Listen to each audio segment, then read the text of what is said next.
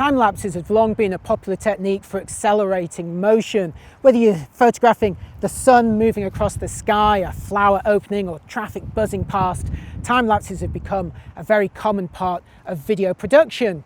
But more recently, hyperlapses have taken over, and rather than shooting still photos and assembling them into a faster video, hyperlapses generally start by capturing a video clip and then speeding it up afterwards.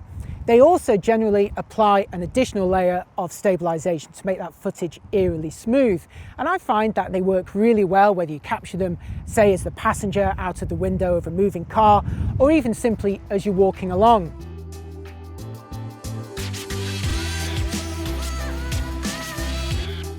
You can capture a hyperlapse using a variety of apps. In fact, a lot of phones come with them already built in.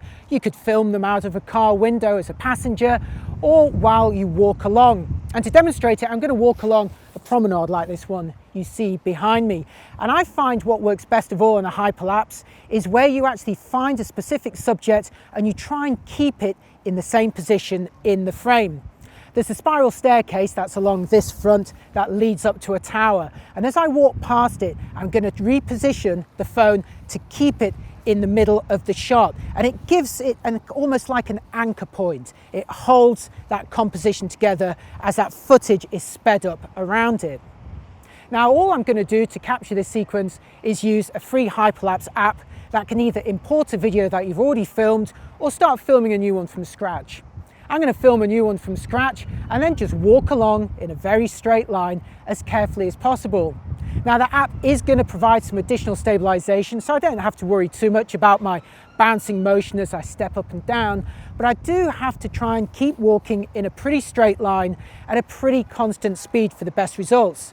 And then again, I also have to angle the camera so that it follows that subject that I'm going to pan around. So the Hyperlapse app that I'm using has got two options. Import, where you can work on a clip that you've already filmed, or record, where of course it uses the camera in your phone to record a new clip. And that's what I'm going to go for. So I'm going to press record, but I'm trying to keep a fairly constant speed as I walk. And also trying to keep in a fairly straight line. It does mean that people are going to have to avoid you as they walk past. If you're trying to avoid them, it's going to look a bit funny once you play it back and speed it up. So as I get closer to this spiral staircase, to this tower, I'm going to have to begin to angle the phone around to point at it. Still trying to maintain a constant speed and a fairly smooth walk.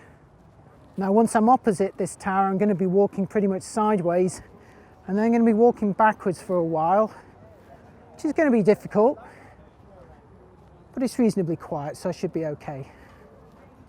And I find that with a walking motion like this, speeding it up by about 16 to 32 times will be reasonably successful. And for that to end up with a clip that's going to be about 15 to 20 seconds long, I want to film for about 2.5 to 3 minutes. Which is approximately where I'm at now. I'm currently walking backwards, which isn't ideal, but it's going to come up with better footage as a consequence. And then when you're done, just stop filming. So now the app is giving me a preview of the footage that I just captured, and by default it's playing it back at 4 times normal speed. It looks quite fun, but I think when you're capturing a hyperlapse while you're walking, it really benefits from going faster. So this slider here lets me speed it up. Let's check it out at 8 times. Not bad, but I think it can stomach being a bit faster still. I would say that if you're walking while you're filming, as I am here, 16 times is looking pretty good. And in fact, I'm also going to try out the fastest speed of all on this app, which is 32 times. And I say that is now looking pretty eye-catching. And this really is the difference between a hyperlapse and a time-lapse. With a time-lapse, you're mostly capturing still photos and assembling them into a motion video afterwards. With a hyperlapse these days, you're generally capturing video, speeding it up, and then applying additional stabilization, all automatically to provide this kind of motion. And again, I feel it works best of all when you're actually following a subject and keeping that subject roughly on the same position in the frame. Again, I was making sure that I pointed the camera at that spiral staircase on that tower the whole time.